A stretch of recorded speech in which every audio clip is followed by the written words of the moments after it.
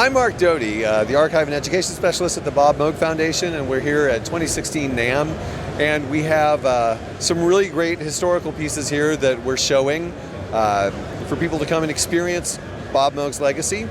The first one here is a system that got its start with the attendance of Art Hunkins, a professor at the University of North Carolina at Greensboro, at the first electronic music seminar held by R.A. Moog in 1965. The seminar really inspired him, so he went back to his university and basically started an electronic music studio. It was the first in North Carolina, and inspired his school to purchase the bottom case of this Moog modular. Over time, he added modules to it, and he added the upper case.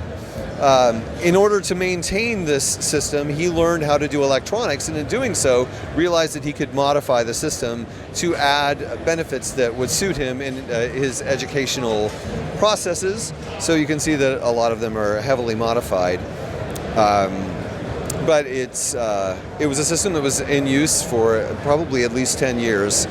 And there's a couple of modules here that are from 1974, the 921 and one of the 911 envelope generators. But other than that, there are a couple of modules that were created by Art Hunkins himself, including the quad panner, which he used in order to control a quadraphonic reel-to-reel, which he integrated with the system, and this other mass of functionality, which apparently contains some EMU modules in it, or an EMU module in it. But anyway, it's a really fantastic system, and we are very lucky to have it at the Bob Moog Foundation. It's on permanent donation from the University of North Carolina at Greensboro. Next we have Roger Powell's System 55 controller. In 1974, Moog gave Roger Powell two System 55s and offered to design a controller so that he could play them in performance and advertise for Moog. And so he told them the specifications he wanted in a controller, and it turned out to be a 952 duophonic keyboard combined with a 951 standard keyboard, but with the added pitch and mod wheels. And then Bob Moog himself, who was mostly acting as a consultant at that point, designed this mixer so that Roger could control various sorts of presets that he had integrated into his system for live performance, because after all, he was performing live with two System 55s. Roger donated this to us, and we're very lucky to have it.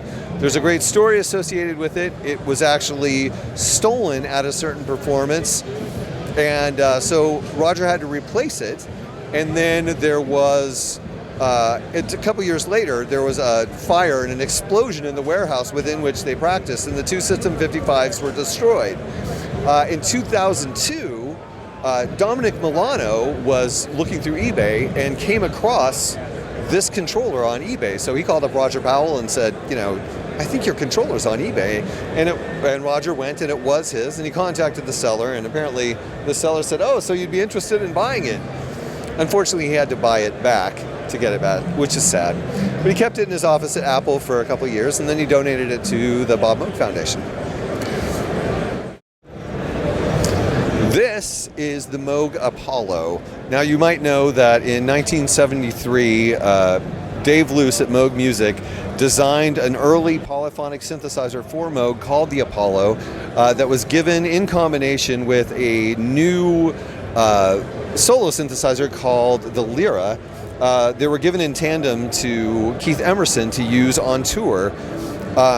Keith Emerson came back with a number of ideas for improvement on the Apollo, which is what the polyphonic synthesizer was called.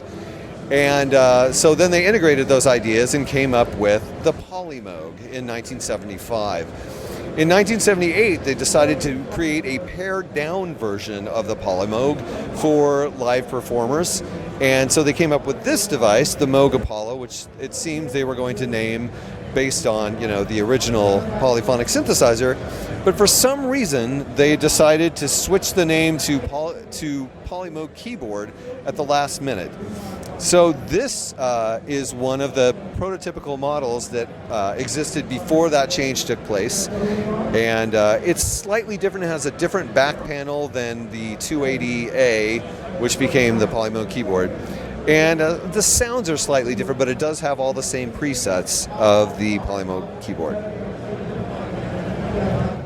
This is an Aries 300 modular system that was also donated to the Bob Moog Foundation by the University of North Carolina at Greensboro. It's of particular interest because these modules, the original set of Aries modules, were designed by Dennis Collin, who also designed some modules for the ARP 2500 and some portion of the ARP 2600 when he worked at ARP. He left ARP and then he violated his contract with ARP when he went on to Aries and designed these modules for Aries. These were less expensive modules than, say, Moog modules. You would buy them and they would either assemble them or you could assemble them as a kit, which most people did because they were considerably cheaper that way. So it allowed you to build a modular system for a lot less money. These modules are extremely functional and had so many inputs and outputs and had a really great sound. So they're relatively popular, although not that common. And we're very lucky to have it.